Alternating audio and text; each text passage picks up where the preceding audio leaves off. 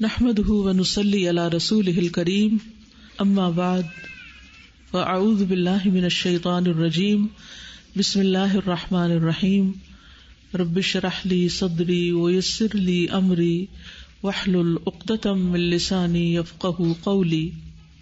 جیسا کہ آپ جانتے ہیں کہ کل میری والدہ محترمہ وفات پا گئی۔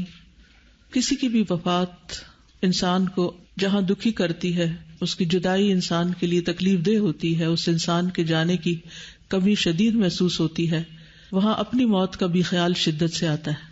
یہ وہ وقت ہوتا ہے جب انسان اپنی موت کو یاد کیے بغیر رہ ہی نہیں سکتا۔ ہم کتنے بھی اس بات سے غافل ہوں، کتنا بھی بھولے رہیں، لیکن بہرحال ہم نے ایک دن اس دنیا سے جانا ہے۔ قرآن مجید میں اللہ تعالیٰ فرماتے ہیں کل نفس ذائقۃ الموت، ہر نفس کو، ہر جان کو موت کا مزہ چکھنا ہے۔ اور یہ بھی یاد رکھیے کہ ہر ایک کے جانے کا وقت مقرر ہے۔ وَلَن يُؤَخِّرَ اللَّهُ نَفْسًا إِذَا جَاءَ أَجَلُهَا وَاللَّهُ خَبِيرٌ بِمَا تَعْمَلُونَ۔ اور جب کسی کا مقرر وقت آ جاتا ہے تو پھر اللہ اسے ہرگز مہلت نہیں دیتا، اور جو کچھ تم کرتے ہو اللہ اسے بخوبی جانتا ہے۔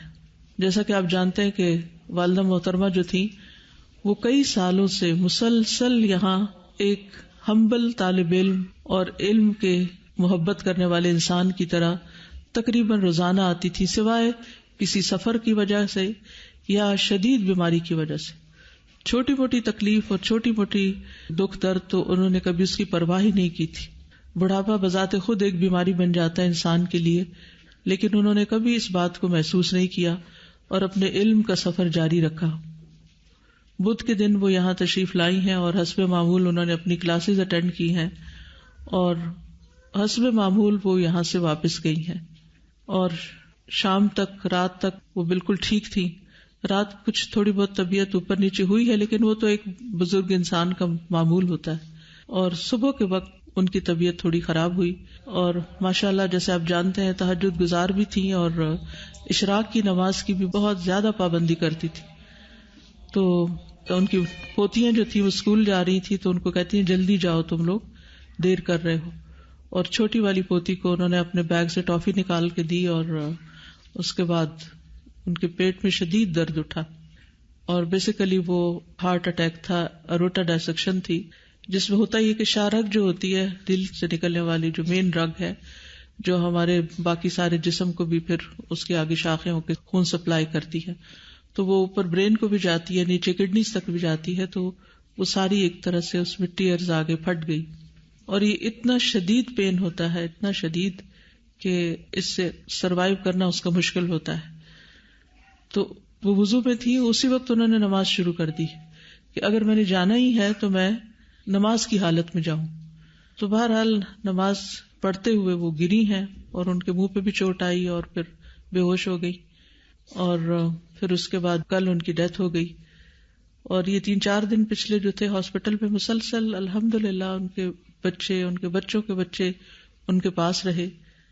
اور میں ایک ہی بات پر غور کر رہی تھی کہ بالکل ایک نارمل لائف گزار رہی تھی، وہ اپنے روٹین کے کام کر رہی تھی، آ رہی تھی، جا رہی تھی، اور یہ صرف موت کا بہانہ تھا نا، موت کا وقت لکھا تھا وَلَن يُؤَخِّرَ اللَّهُ نَفْسًا إِذَا جَاءَ أَجَلُهَا، اور اس میں بھی جو گھنٹہ، جو منٹ، جو سیکنڈ لکھے ہوئے تھے اسی پر ہی موت کا فرشتہ آیا اور وہ دنیا سے رخصت ہو گئی۔ بہرحال اللہ سبحانہ وتعالی ان پر اپنی رحمتیں نازل فرمائے۔ اس تکلیف میں، یعنی کہ اس اٹیک کے بعد، اسٹروک کے بعد مسلسل شدید تکلیف میں تھی، اور بیچ بیچ میں غنودگی آ جاتی تھی، لیکن یہ ہے کہ جب بھی ہوش آتا تھا، اور خصوصاً نمازوں کے اوقات میں، حیرت کی بات ہے جیسے تہجد کے وقت تو رسپونڈ کرنے لگتی تھی، ہاتھ اٹھانے لگتی، نمازوں کے اشارے کرنے لگتی۔ اور پھر یہ کہ ایک دن پہلے شام کے وقت ہاتھ اٹھایا اس طرح، یعنی پوری طرح ہوش میں بھی نہیں تھے، لیکن ہو سکتا ہے ہوش میں ہوتی ہوں، تو وہ ایسے ہمیں گلے ملی، یعنی ہم سب آگے آگے ہوئے، گلے ملی، سر پہ ہاتھ پھیرا، وہ یہ حسب معمول جو بہت ہی محبت کرنے والی اور ہر ایک کا احساس کرنے والی۔ تو ایسے دل میں تھوڑا سا خیال ہے کہ شاید یہ رخصتی کی ملاقات کر رہی ہیں، یا اللہ عالم، کیونکہ انسان غیب کا علم تو نہیں جانتا کہ کون سی چیز کس لیے ہو رہی ہے، لیکن انسان اندازے اور قیافے ہی کرتا ہے۔ بہرحال ان 3-4 دنوں کی جو تکلیف تھی وہ دیکھی نہیں جا رہی تھی. تو یاد رکھیے موت کی اپنی سختیاں ہوتی ہیں، ان بیماریوں کی اپنی تکلیفیں ہوتی ہیں، اور کسی کی بھی تکلیف کو دیکھ کر انسان یہ نہ سوچے کہ وہ انسان شاید اس نے کوئی بہت گناہ کیے ہیں اس وجہ سے. حضرت انس کہتے ہیں کہ جب رسول اللہ صلی اللہ علیہ وسلم نے موت کی شدت محسوس کی تو فاطمہ رضی اللہ عنہا کہنے لگی، ہائے تکلیف. رسول اللہ صلی اللہ علیہ وسلم نے فرمایا، اے میری بیٹی، تمہارے باپ پر وہ وقت آ گیا ہے کہ اللہ تعالیٰ اس سے کسی کو بھی چھوڑنے والا نہیں ہے قیامت کے دن کی ملاقات کے لیے. یعنی ہم سب کو اس موت کے مرحلے سے گزرنا ہے. اس لیے ہم کچھ بھی کریں، کتنا بھی بھاگیں، کتنا بھی کسی چیز کو اگنور کریں، کتنا بھی موت کو بھلائیں، لیکن وہ تو سامنے کھڑی ہے، وہ تو چلتی ہوئی آ رہی ہے. اس نے تو آپ پکڑنا ہے. ایک دن جب وقت آ جائے گا، چاہے ہماری کیسی بھی مصروفیات ہوں اور کیسی بھی ہماری مشغولیات ہوں، ہم میں سے ہر ایک نے اللہ کی طرف لوٹنا ہے. قل ان الموت الذی تفرون منہ فانہ ملاقیکم ثم تردون الی عالم الغیب والشہادہ فینبئکم بما کنتم تعملون. کہہ دیجئے جس موت سے تم بھاگتے پھرتے ہو وہ تمہیں پہنچ کر ہی رہے گی، پھر تم چھپے کھلے کے جاننے والے کی طرف لوٹائے جاؤ گے اور وہ تمہیں تمہارے کیے ہوئے کام بتلا دے گا. یعنی جب ہم اللہ کے پاس واپس جائیں گے تو کیا بتایا جائے گا؟ یہ ہے تمہارا نامہ اعمال، یہ تم کر کے آئے ہو. تو ہم سب کو سوچنا چاہیے کہ ہم کیا لے کے جا رہے ہیں. رسول اللہ صلی اللہ علیہ وسلم نے فرمایا، تم جانتے ہو کہ ہمیں اللہ کی طرف لوٹنا ہے، تم جانتے ہو کہ ہمیں اللہ کی طرف لوٹنا ہے. اسی لیے ہم کیا کہتے ہیں کسی کی وفات کی خبر سن کر؟ انا للہ و انا الیہ راجعون.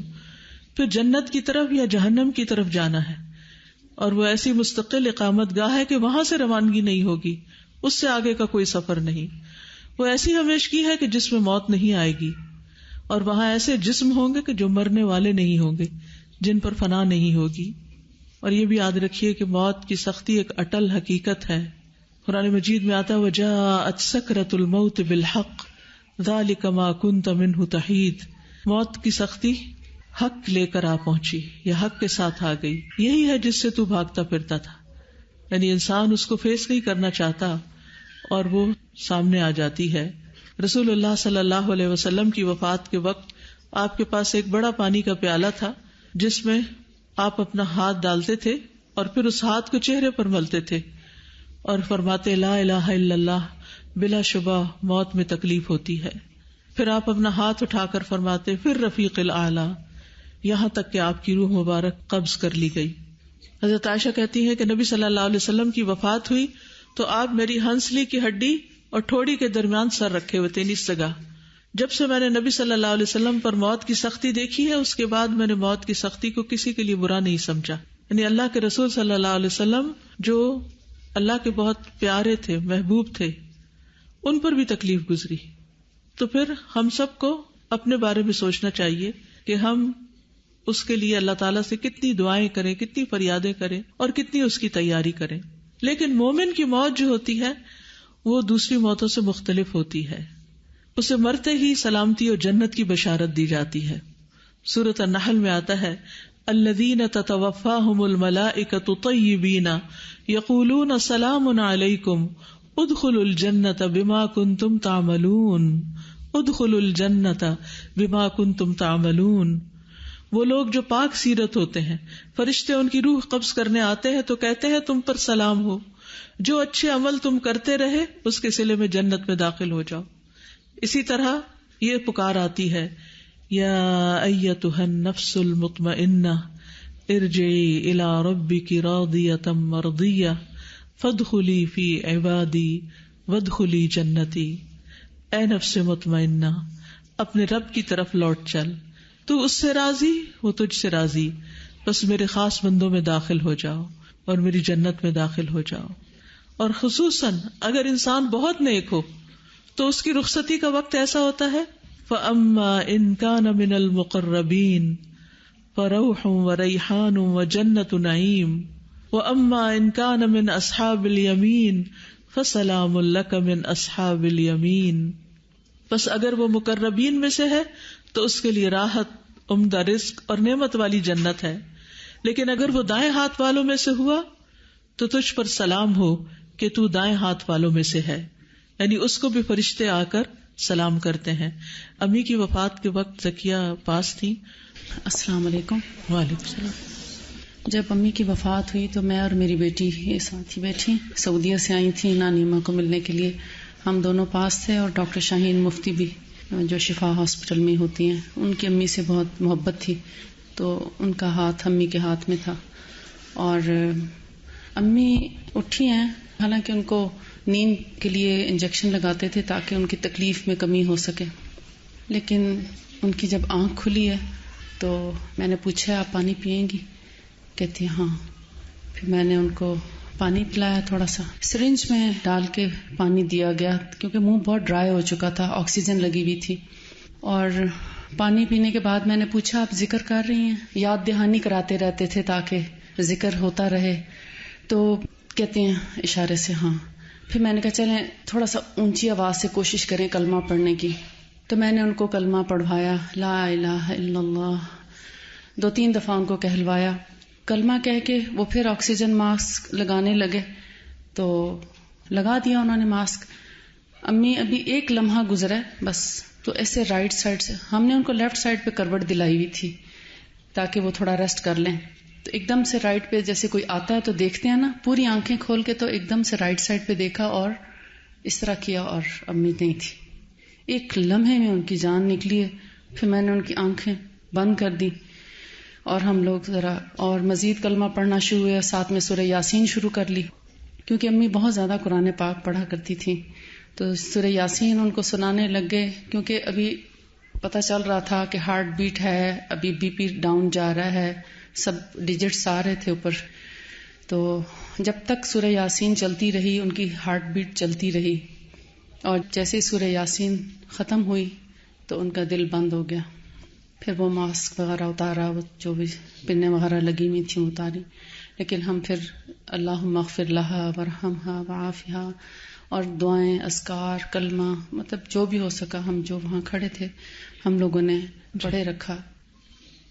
برائے ابن عازب سے روایت ہے کہ نبی صلی اللہ علیہ وسلم نے فرمایا، مومن بندہ جب دنیا سے رخصت ہونے اور آخرت کے جانے کے قریب ہوتا ہے تو اس کی طرف آسمان سے روشن چہروں والے فرشتے آتے ہیں، گویا کہ ان کے چہرے سورج کی طرح ہوں. سبحان اللہ. مومن کے پاس کیسے فرشتے آتے ہیں؟ روشن چہروں والے. ان کے پاس جنت کے کفنوں میں سے کفن اور جنت کی حنوت میں سے حنوت ہوتی ہے، یہاں تک کہ وہ اس کی تا حد نگاہ بیٹھ جاتے ہیں، یعنی جہاں تک اس کی نگاہ جاتی ہے وہ بیٹھ جاتے ہیں.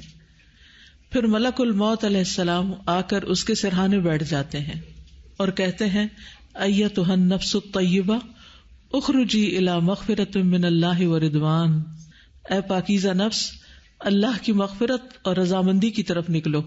چنانچہ اس کی روح اس طرح بہہ کر نکل جاتی ہے جیسے مشکیزے کے منہ سے پانی کا قطرہ بہہ جاتا ہے. یعنی پہلے کی تکلیفیں تو گزر چکی لیکن روح بہت آسانی سے نکلتی ہے کہ پتہ ہی نہیں چلتا اور روح ایک دم باہر. پھر ملک الموت اس روح کو پکڑ لیتے ہیں. جب وہ اسے پکڑ لیتے ہیں تو دوسرے فرشتے پلک جھپکنے کی مقدار میں بھی اس کی روح کو ملک الموت کے ہاتھ میں نہیں رہنے دیتے، بلکہ ان سے لے کر اسے کفن میں لپیٹ کر اپنی لائی ہوئی حنوت مل دیتے ہیں، اور اس کے جسم سے ایسی خوشبو نکلتی ہے جیسے بہت ہی زیادہ مہکنے والی کستوری کی خوشبو جو روئے زمین پر پائی گئی ہو. پھر فرشتے اس روح کو لے کر اوپر چڑھ جاتے ہیں. ایک شخص ہمارے بیچ میں ہوتا ہے، پھر کس طرح اس کی روح چلی جاتی.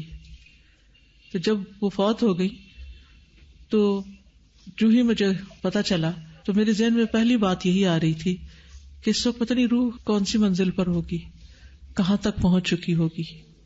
آسمان کا سفر.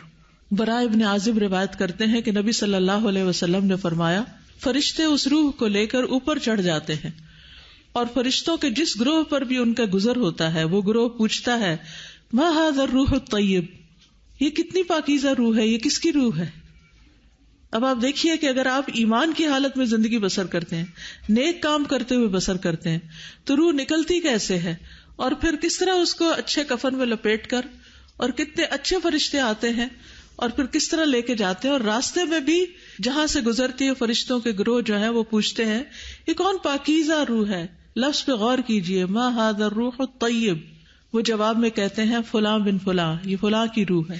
اس کا بہترین نام بتاتے ہیں جس سے دنیا میں لوگ اسے پکارتے تھے, حتیٰ کہ وہ اسے لے کر آسمانی دنیا تک پہنچ جاتے ہیں.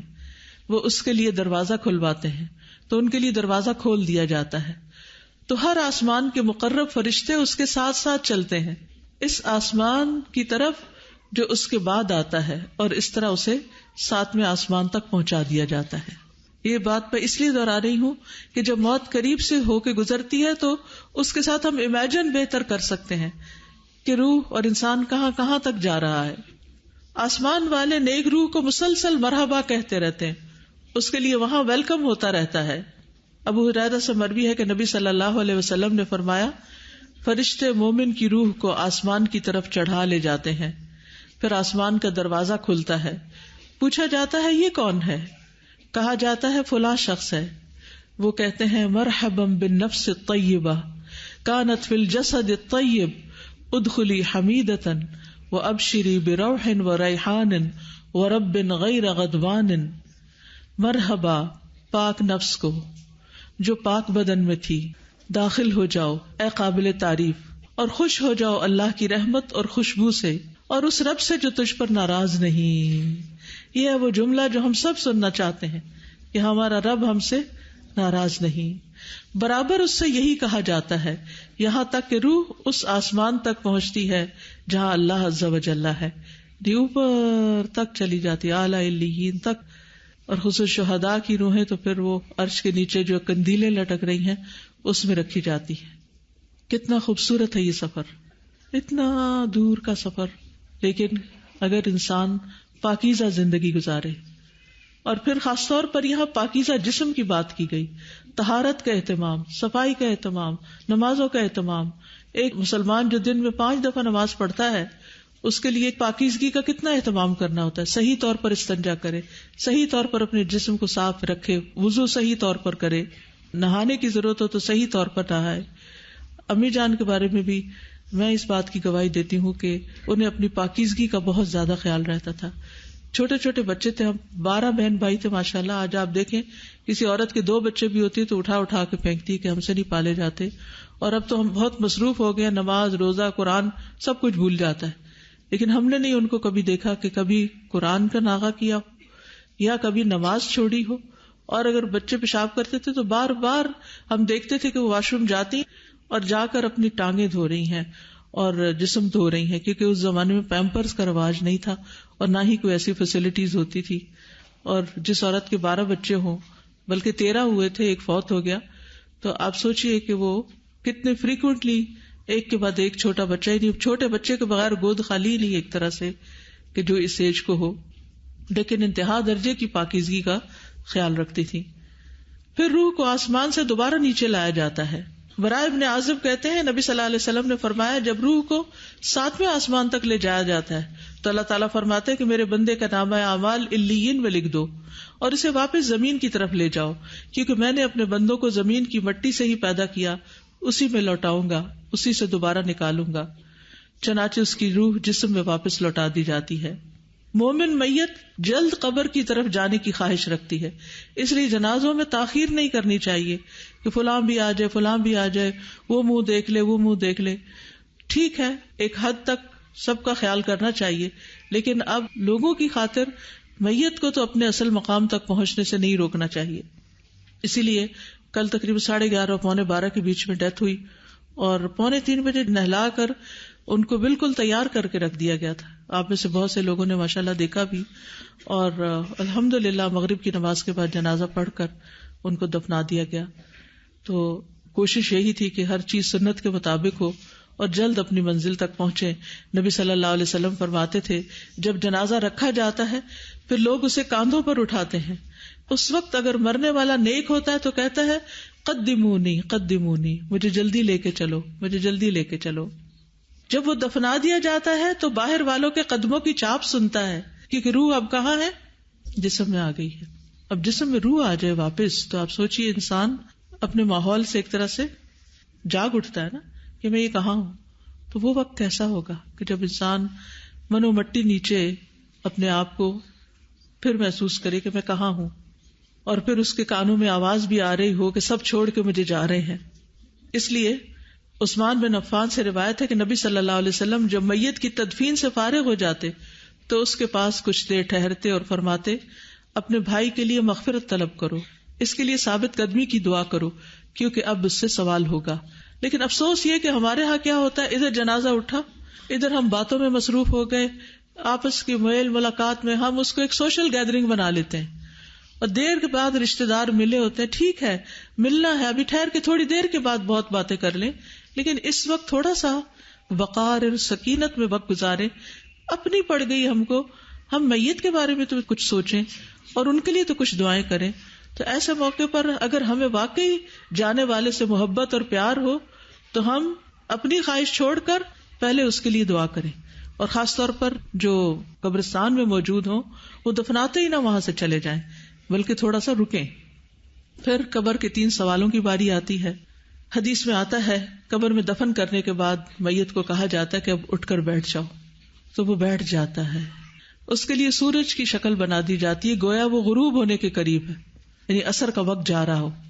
تو اس کو کہا جاتا ہے تم بتاؤ اس شخص کے بارے میں تم کیا کہتے ہو جو تم سے پہلے تھا، اور تم اس پر کیا گواہی دیتے ہو.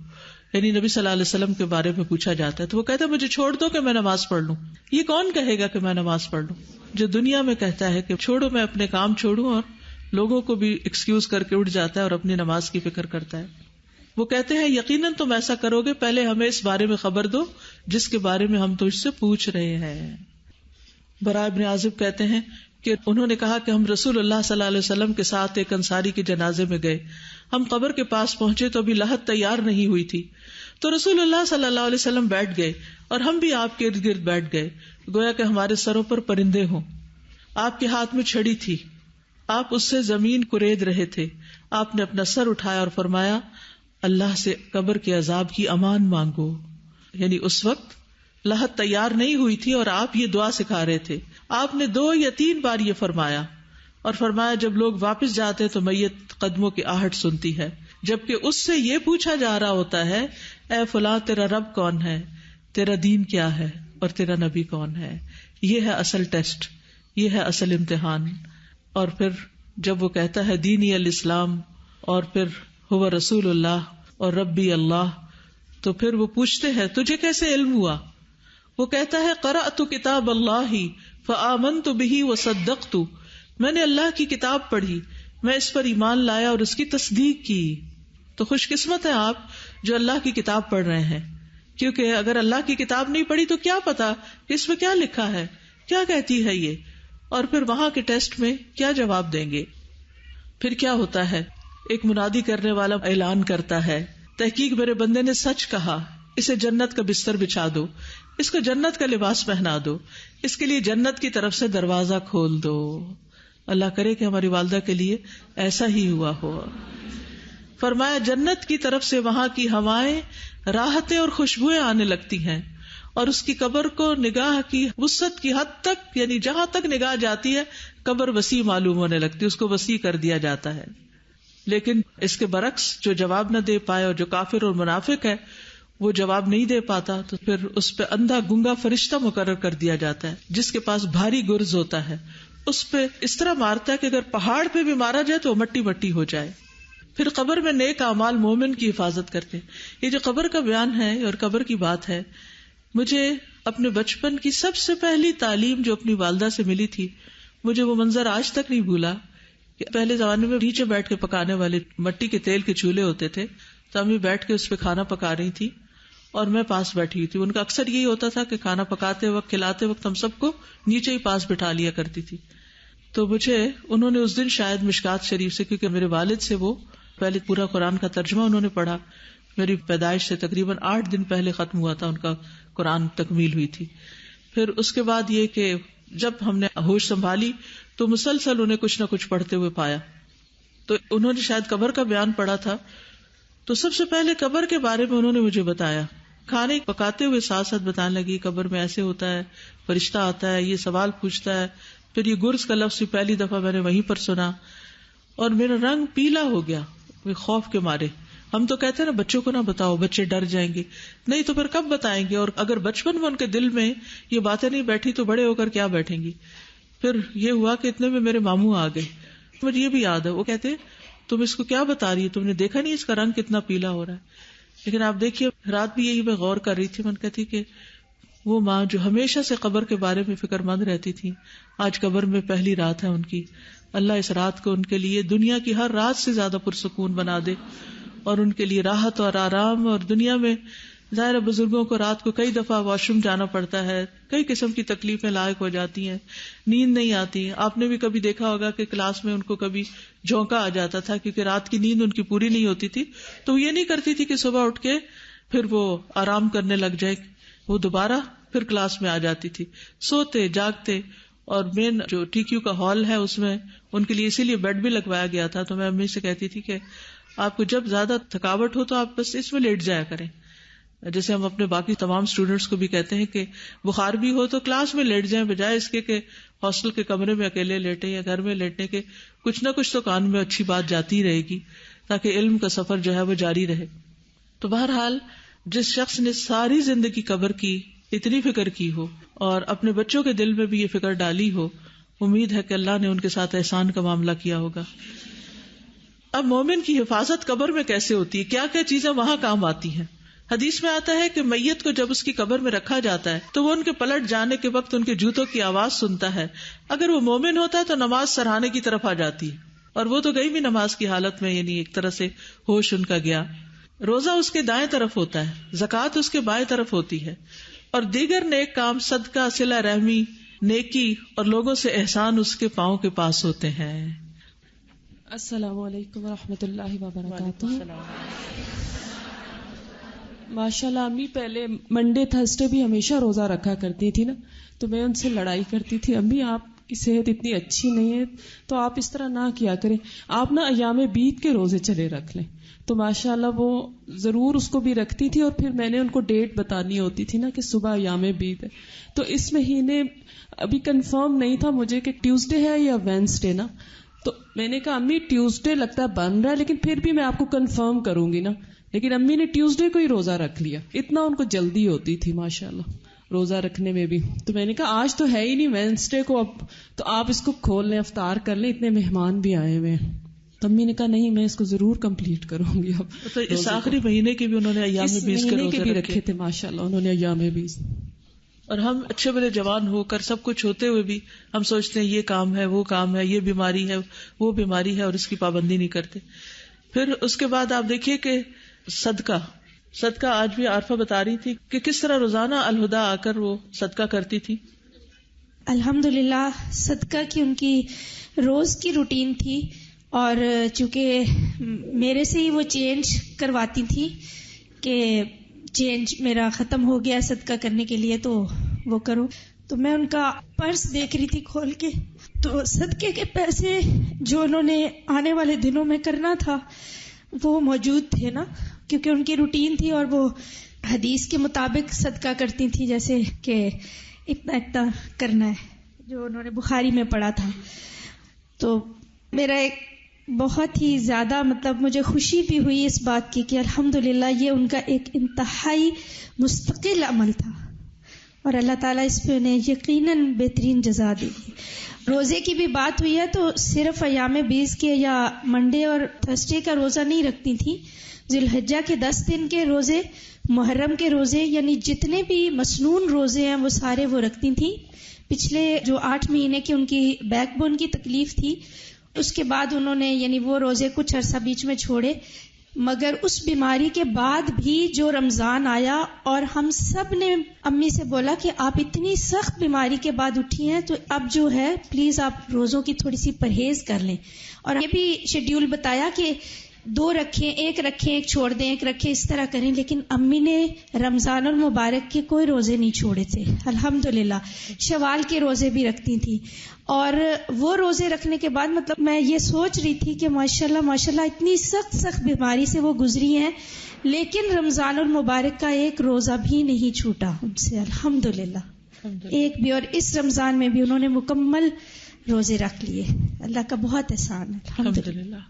صلہ رحمی کون بتائے گا آپ میں سے صلہ رحمی کے بارے میں کہ رشتہ داروں کا کتنا خیال رکھتی تھی؟ جس دن امی بیمار ہوئی ہیں اس سے ایک دن پہلے میرے ساتھ پروگرام بنایا اور مجھے کہنے لگی کہ اس ویکنڈ پہ تم نے کہیں نہیں جانا، اس ویکنڈ پہ تم میرے ساتھ جاؤ گی، اب ہم رشتہ داروں کا حال پوچھنے جائیں گے۔ تو ہمارے ماموں ان کے بھائی سرگودا میں بیمار ہیں، بلکہ ان کی دعا بھی کیجیے گا۔ تو کہنے لگی ان کا حال پوچھنے کے لیے جانا ہے اور تم میرے ساتھ چلو اور اپنے بیٹے کو بھی ساتھ لے کے چلو۔ تو میں نے عمر سے بات کی کہ تم میرے ساتھ چلو گے، نانی اماں اس طرح کہہ رہی ہیں، تو اس نے اوکے کر دیا، ٹھیک ہے انشاءاللہ ہم ہفتے کو جائیں گے اور اتوار کو واپس آئیں گے۔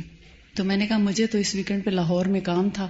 تو کہنے لگی کوئی بات نہیں، لاہور بھی بلکہ جائیں گے۔ دو ان کے دل میں باتیں تھیں، ایک تو یہ کہ نگت باجی کے جو مدر ان لا ہیں، ساس، وہ بیمار ہیں، ان کو اتنی تکلیف ہے کہ وہ اپنے ہوش و حواس میں نہیں ہیں۔ تو کہنے لگی ان کو تو نہیں پتا چلے گا کہ ہم آئے ہیں، لیکن اللہ تو راضی ہو جائے گا کہ ہم نے اپنے رشتہ داروں کا خیال رکھا۔ اور پھر ان کو ایک بات یہ بھی تھی کہ چونکہ آپ کی کلاسز ہو رہی تھیں لاہور میں، تو چلو اسی بہانے کلاس میں بھی ہو آئیں گے، لاہور کی کلاس بھی اٹینڈ کر آئیں گے۔ کلاس میں آنے کا بھی بہت شوق ہوتا تھا۔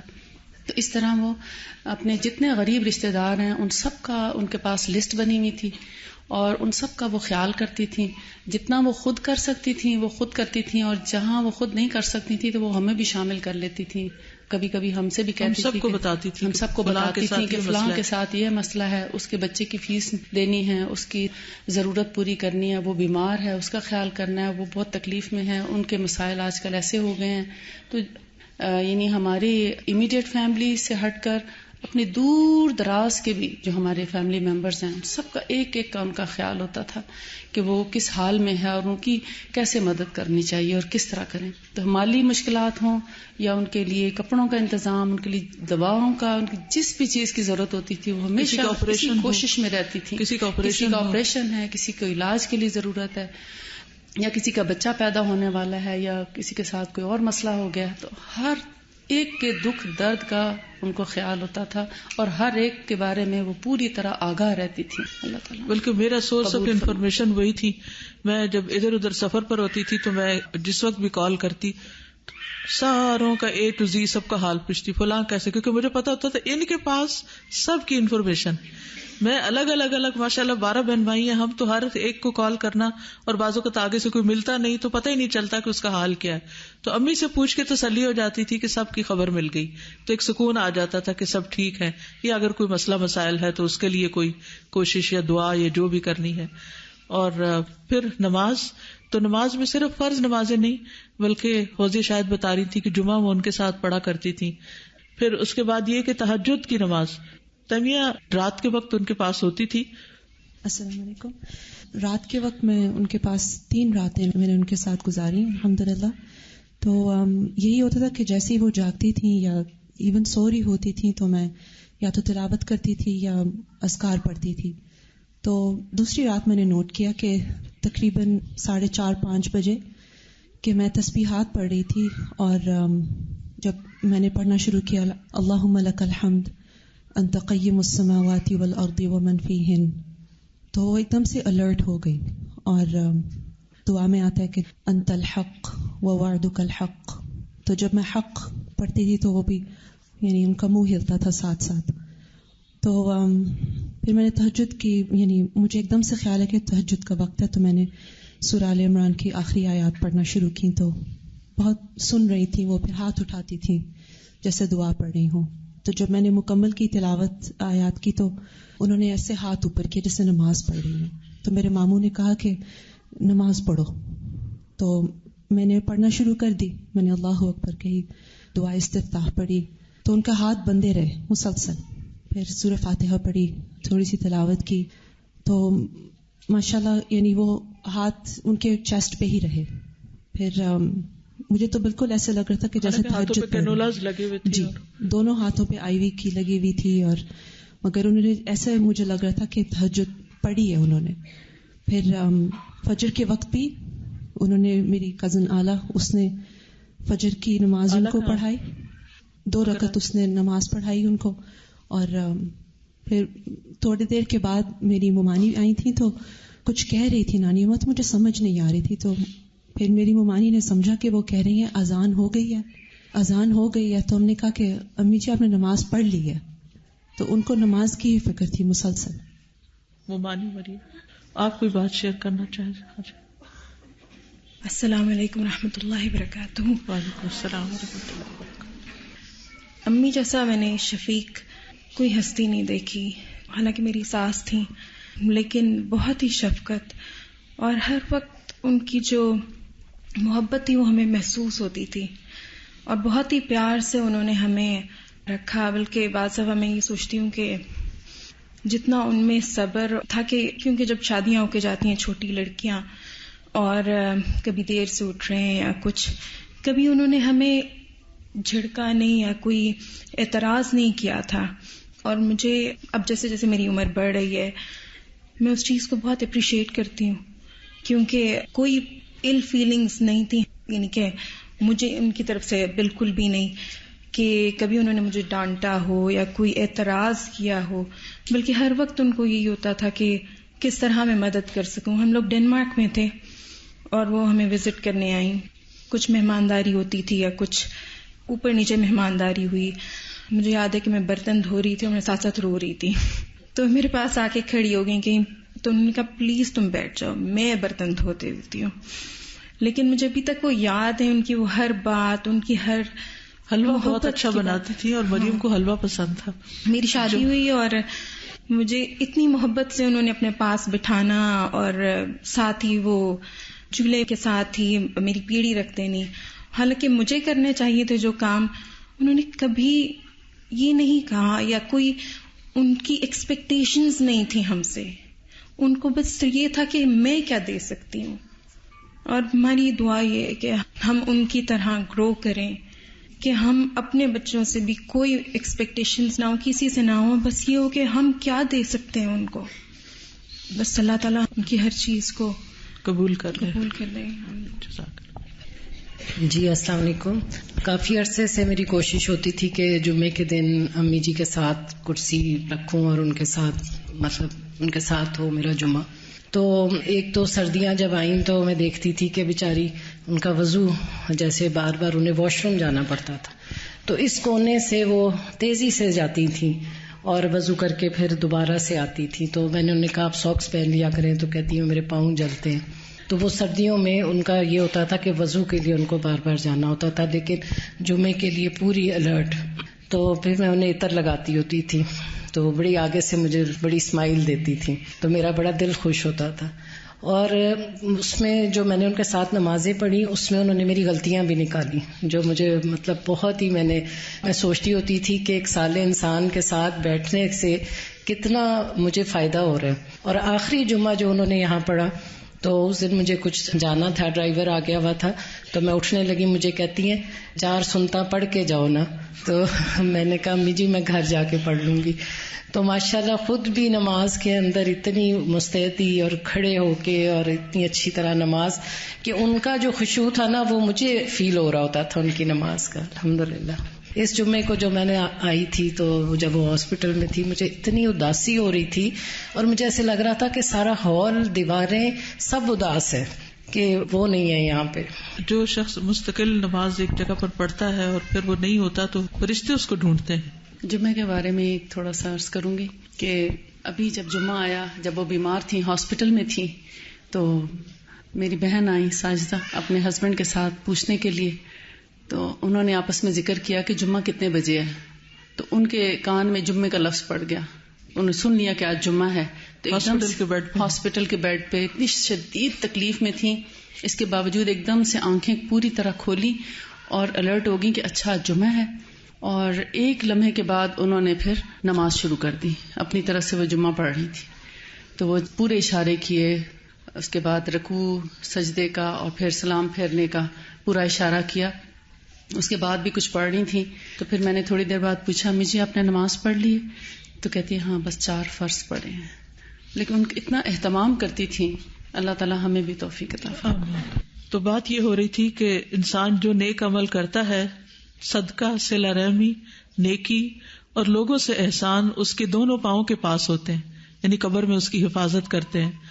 سر کے پاس سے کوئی چیز آنے لگتی ہے تو نماز کہتی ہے میری طرف سے آنے کا راستہ نہیں، دائیں طرف سے کوئی چیز آنے لگتی ہے تو روزہ کہتا ہے میری طرف سے آنے کا رستہ نہیں.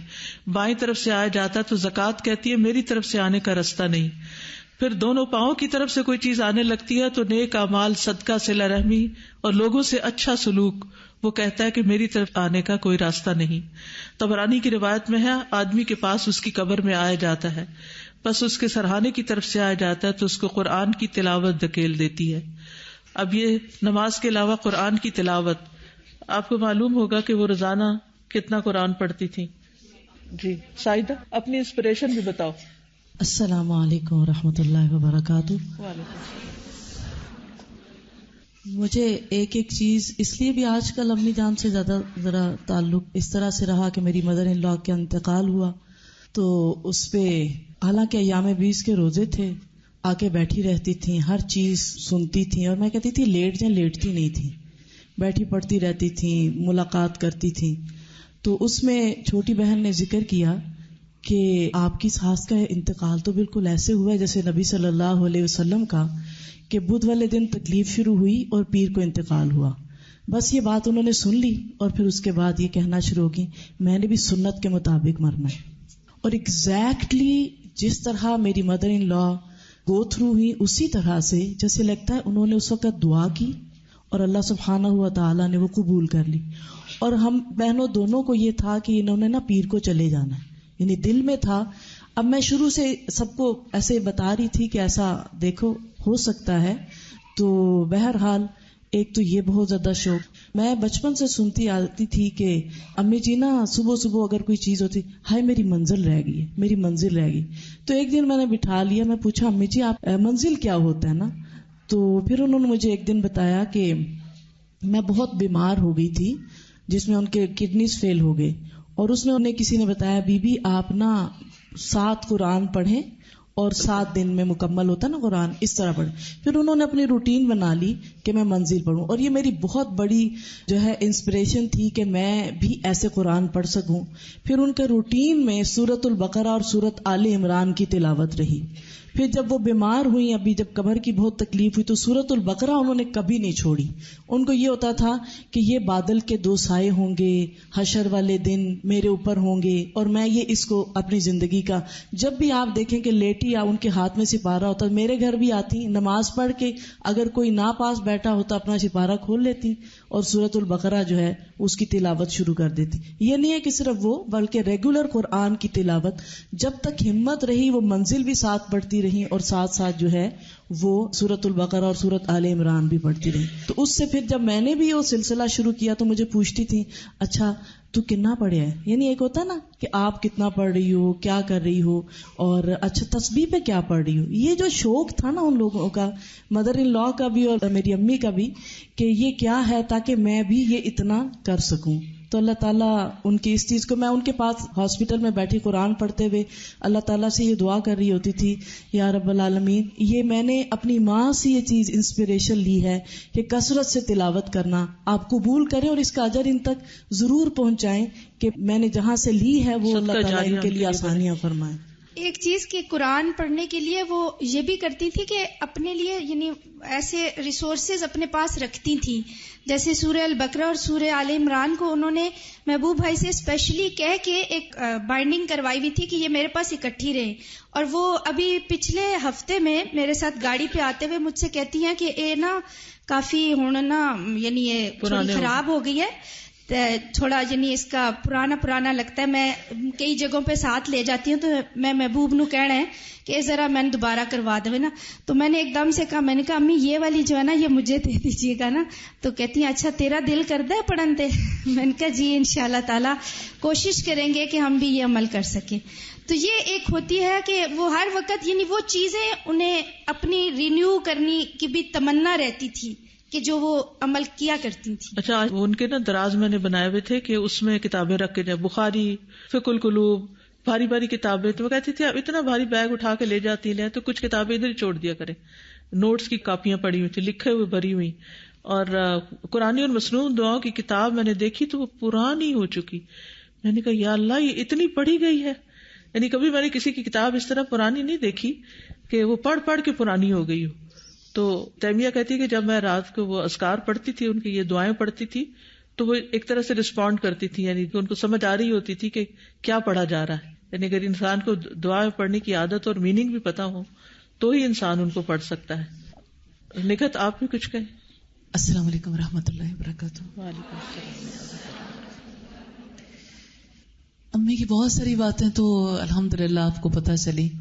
میں ایک ایسے پہلو کی طرف ضرور توجہ دلانا چاہتی ہوں کہ کس طرح سے وہ شوق اور رغبت دلاتی تھیں مستقل علم حاصل کرنے کے لیے، مستقل کام کرنے کے لیے، اور کس طرح سے اپنے کام پر جو مان ہوتا ہے نا انسان کو، ڈبوتا تو وہی مان ہے نا انسان کو، تو امی اس مان کو ختم کرنے کے لیے کیسے کام کرتی تھیں. میں بہت چھوٹی تھی تو مجھے کہتی تھیں کہ جب آپ پیدا ہونے والی تھیں تو کوئی صاحب آئے تھے ہمارے پاس اور انہوں نے کہا تھا کہ آپ کی یہ بیٹی جو ہے وہ بہت زیادہ لکھنے پڑھنے کا کام بہت کرے گی. تو مجھے اس وقت سمجھ نہیں آتی تھی کہ اچھا سارے ہی لکھتے پڑھتے ہیں تو میں نے کون سا کوئی الگ لکھ پڑھ لینا ہے. اچھا ہم لوگ آپس میں بھی جب کام کرتے تھے تو میں جب ابتدا میں باجی آپ اور میں ہمارا تختیاں لکھنے کا مقابلہ ہوتا تھا تو اس وقت مجھے لگتا تھا شاید یعنی کہ یہی لکھنے پڑھنے کا کام ہوگا. تو ہم خوب تختیاں لکھنا شروع ہو گئے اور خوب اچھی طرح اپنی لکھائی کو بہتر بنانے کے لیے ہم نے کام کیا. تو مجھے لگا کہ شاید یعنی یہی کام ہے. لیکن جب میں بڑی ہوئی تو وہ مجھے کبھی یہ میسج دینے سے نہیں رکتی تھی کہ دیکھو میں نے تو یہ سنا تھا کہ تم نے کافی پڑھنے لکھنے کا کام کرنا ہے.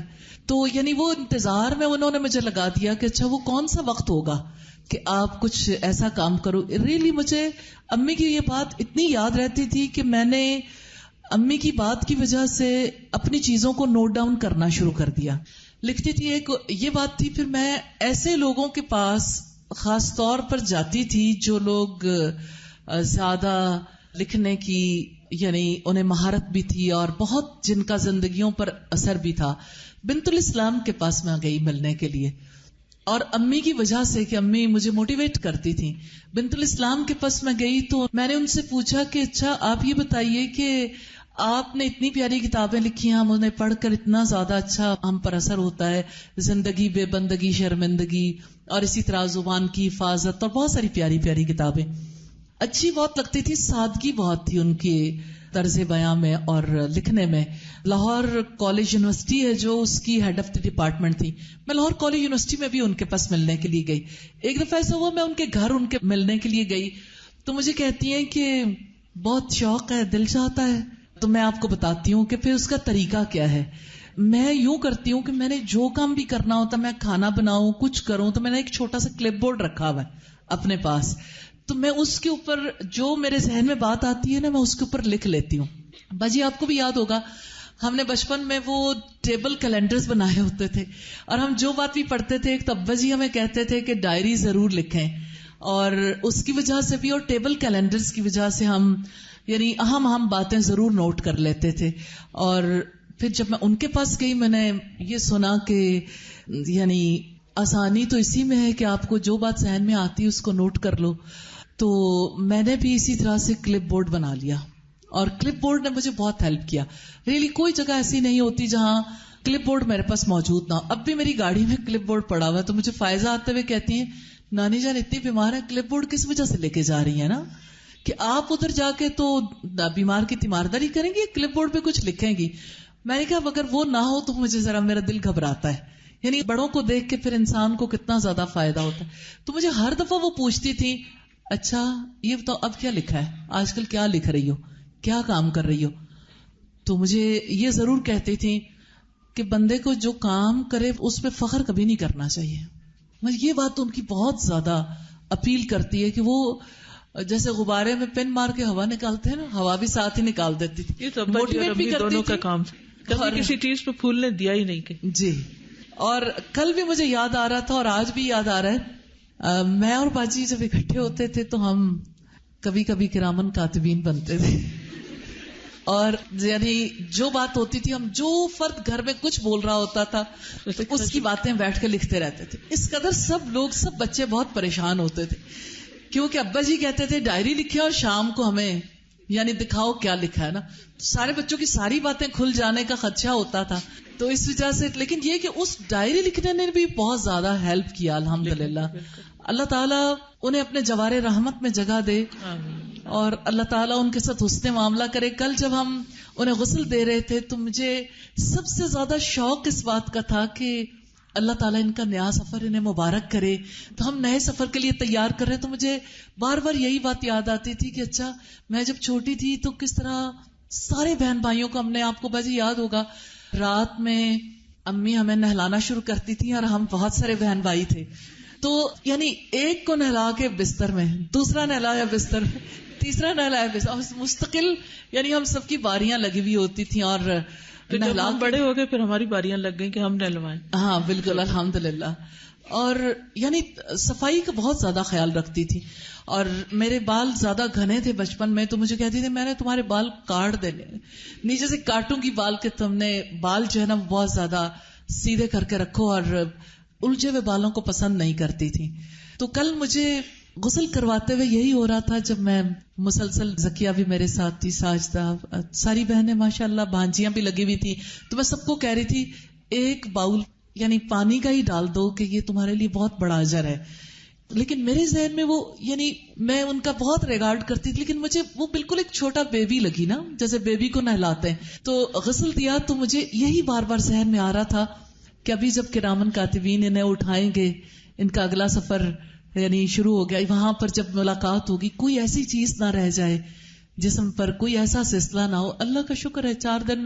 اور غسل سے مجھے یاد ہے کہ میں نصرت عباسی کی خاص طور پر اور کوثر کی بہت زیادہ مشکور ہوں کہ انہوں نے بہت ہی اچھے طریقے سے غسل دیا. جی الحمدللہ. اور تو میں نصرت سے بھی کہوں گی کہ تھوڑی سی بات غسل کے حوالے سے کر لیں.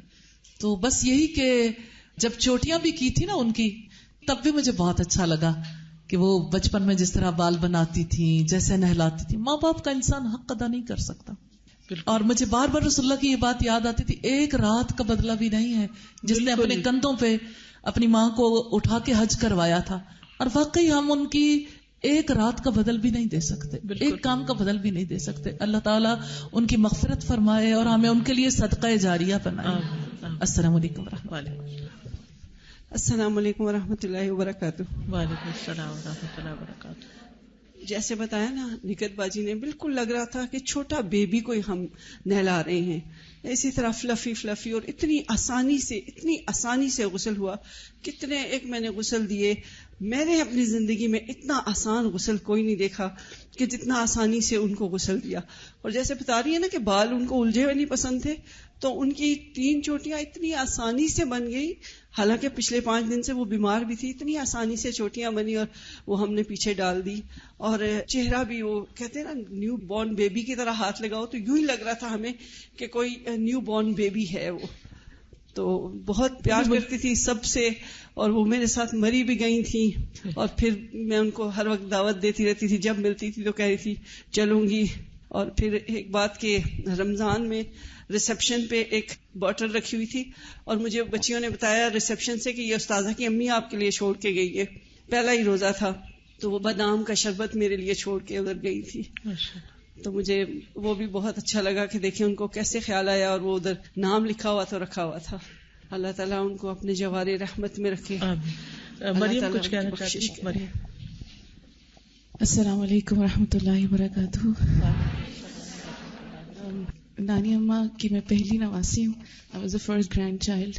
اور ماما جب گئی تھی پی ایچ ڈی کرنے تو ہمیں نانی اماں کے پاس چھوڑ کے گئی تھی. تو she was like our mother. اور 4 سال ان 3 بچوں کو ماشاءاللہ رکھا ہے انہوں نے. ابھی جیسے 12 بچوں کی بات ہو رہی تھی تو 3 ہم بھی تھے ساتھ.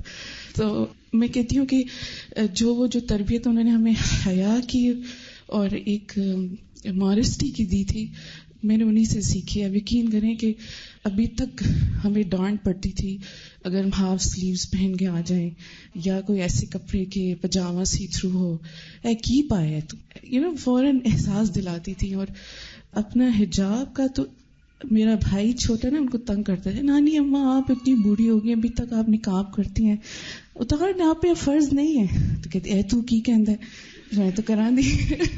جیسے آپ کہتے ہیں کہ کیسا محبت والا رشتہ ہوتا ہے. لیکن ماشاءاللہ دا ہول لائف آئی سین ہر کہ شی واز ویری ماڈسٹ. اور نانا ابو کے ساتھ کتنی ادب کے ساتھ رہتی تھی. نانا ابو کے ساتھ ادب کے ساتھ رہتی تھی. اور جب نانا ابو کے آخری دن تھے تو انہوں نے کہا تھا کہ میں تم سے راضی ہوں نا. تو یہ جملہ مجھے نانی اماں کا ابھی تک، میں نے کہا نانی اماں کتنی لکی ہیں، آپ کے ہسبینڈ نے آپ کو یہ کہہ دیا نا. اور اس کے بعد ان کی اتنی پروڈکٹیو لائف میں نے دیکھی. انہوں نے ہسبینڈ کا لاس کہ میں اب اکیلی ہوں کبھی اپنے اوپر طاری نہیں کیا. She led a very productive life. جیسے آپ نے ابھی سب ان کا سنا کہ تہجد، میں نے بچپن سے جب سے میں نے ہوش سنبھالا ہے میں نے ان کی تہجد نہیں مس ہوتے دیکھی.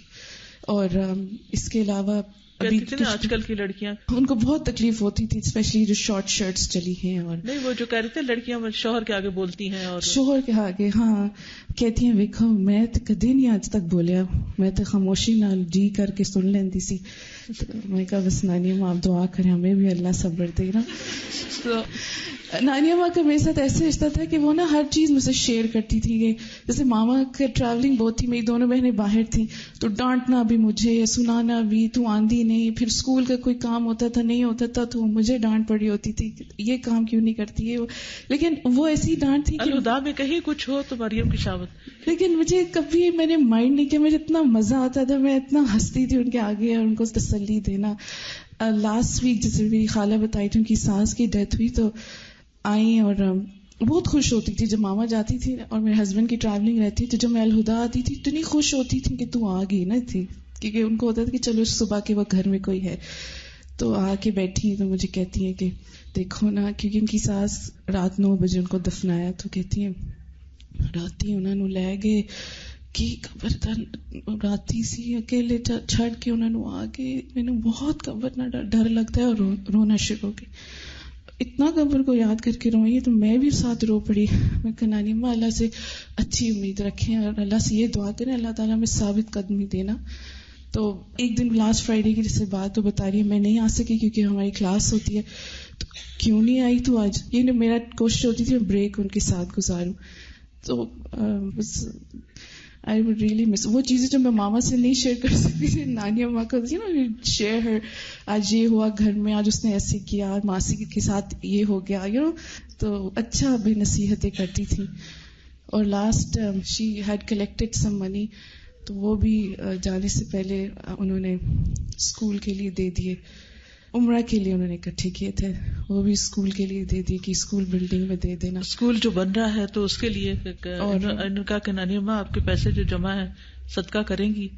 تو کہتی ہاں. تو کہتے کہ کہاں دیں؟ اسکول کے لیے، اسکول بلڈنگ کے لیے دے دیں؟ تو کہتی ہاں.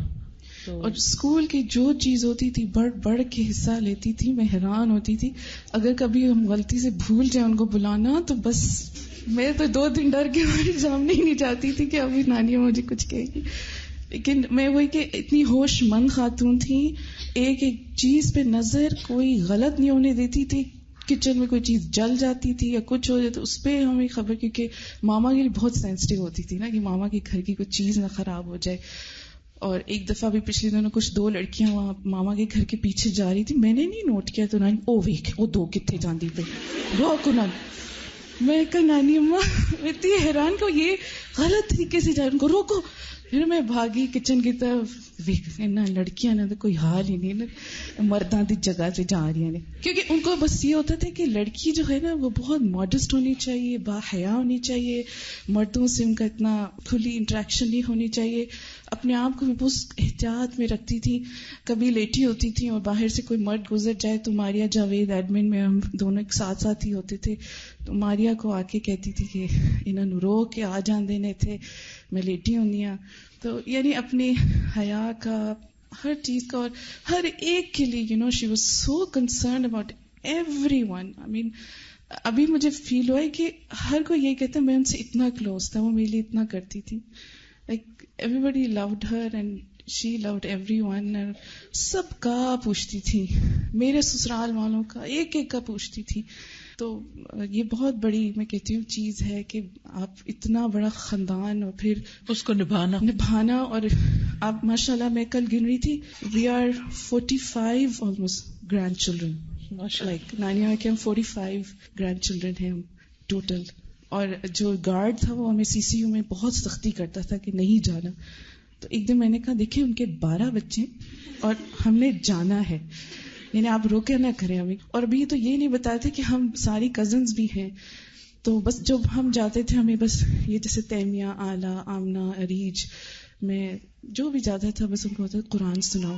پھر میری بہن نہیں آ سکی، اس کا ویزا کا مسئلہ تھا، وہ آن لائن ان کو قرآن سناتی تھی.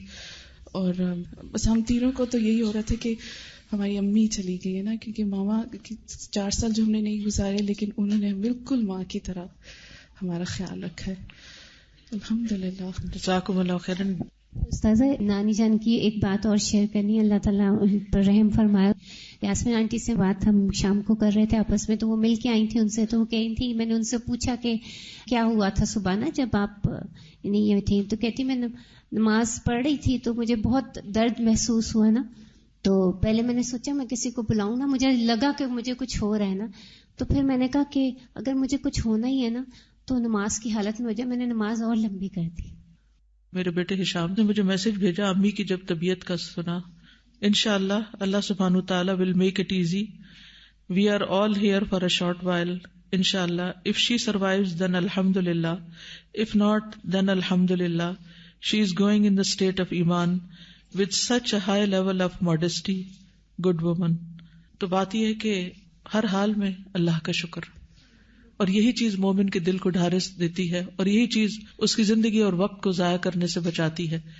صلاۃ کی جو میں نے کلاس پڑھائی وہ بھی اس خبر کے بعد ہی تھی. مشکل تھا، لیکن اللہ کے ہر فیصلے پر بندے کا راضی ہونا بندے کے وقت کو صحیح استعمال کروا دیتا ہے.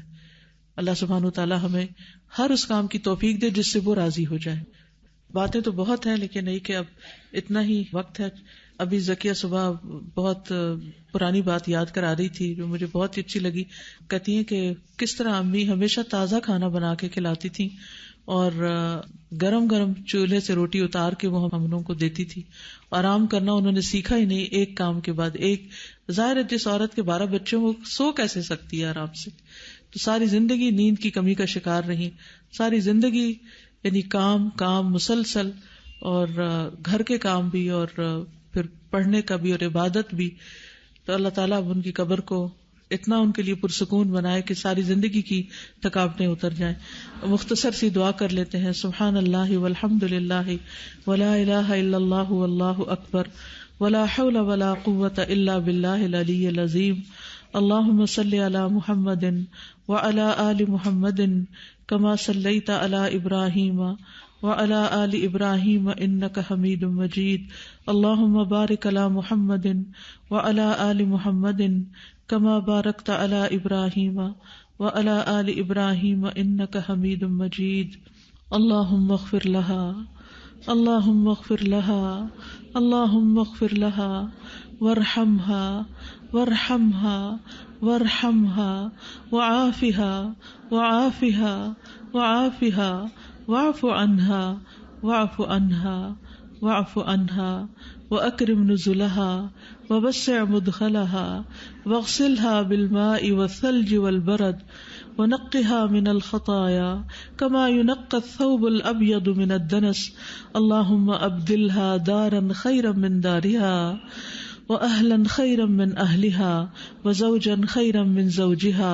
اللهم أدخلها الجنة وأعيذها من عذاب القبر ومن عذاب النار. اللهم أدخلها الجنة وأعيذها من عذاب القبر ومن عذاب النار. اللهم أدخلها الجنة وأعيذها من عذاب القبر ومن عذاب النار. وأعذها من عذاب القبر ومن عذاب النار. وأعذها من عذاب القبر ومن عذاب النار.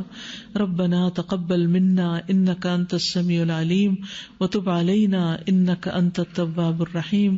وصلى الله تعالى على خير خلقه محمد وعلى آله وأصحابه وأهل بيته أجمعين برحمتك يا أرحم الراحمين. الہی آمین.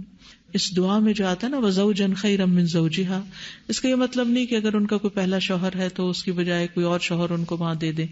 جیسا کہ آپ جانتے ہیں کہ جب روح جاتی ہے علیین میں تو وہاں جو پہلے سے گئی ہوئی خلق الروح پڑی تھی نا فقہ القلوب میں، وہاں آپ کو یاد ہوگا کہ یہ سارا مسئلہ اچھی طرح واضح ہوا تھا حدیث کی روح سے کہ پہلے سے جو روحیں وہاں ہوتی ہیں، جیسے میرے والد کی وفات ہوئی ہے تو جو بعد میں نیک روح جاتی ہے وہ پہلے والوں سے جا کے ملاقات کرتی ہے، اور جب جاتے ہیں تو وہ دنیا والوں کے حال پوچھتے ہیں، تو ان کو کہتے ہیں کہ ابھی ٹھہر جاؤ، یہ غم میں مبتلا ہے. یعنی جو جانے والی روح ہوتی ہے، فوت ہوتی ہے، وہ بھی غم میں مبتلا ہوتی ہے، کیونکہ وہ پیچھے بھی تو دنیا چھوڑ کے آئی ہوتی ہے نا، اپنے پیاروں کو چھوڑ کے آئی ہوتی ہے اور ایک نئی دنیا میں. تو کسی بھی نئی جگہ پر آپ داخل ہوتے ہیں، آپ الہدا میں ہی پہلی دفعہ آئے ہوں گے تو آپ کو ایک عجیب سی جھجک آئی ہوگی. کلاس میں پہلی دفعہ کچھ لوگ آ جائے ہوں گے تو ان کو ایک جھجک سی آئی ہوگی کہ ہم یہ کہاں آ گئے ہیں. تو یہ قدرتی سی فیلنگ ہوتی ہے کہ جب ایسی جگہ پر جاتا ہے انسان، اور وہ تو دنیا ہی کچھ اور ہے، کہاں تک روحیں جاتی ہیں اور کتنی تیزی سے وہ فاصلے طے ہوتے ہیں. اللہ اکبر. یعنی انسان سوچتا ہے تو دل کو کچھ ہونے لگتا ہے. اتنی ریئل دنیا ہے وہ، اس دنیا سے بھی بڑھ کے ریئل دنیا ہے. تو وہ پھر ان کا استقبال کرتے ہیں نیک روحوں کا. تو پھر یہ جو آتا ہے نا زوجن خیرا من زوجہا، اس کا مطلب یہ ہے کہ وہ جس حال میں وہ زوج پہلے گیا تھا، تو وہ اس سے بھی بہتر حال میں ان کو ملے. ٹھیک ہے. جزاکم اللہ خیرن، بارک اللہ فیکم. اللہ تعالیٰ آپ سب کو، ہم سب کو اپنی رحمتوں سے ڈھانپ لے، عافیتوں میں رکھے، اور ہم سب کی بھی زندگی بہترین طریقے سے گزرے. ربنا تقبل منا. السلام علیکم ورحمۃ اللہ وبرکاتہ.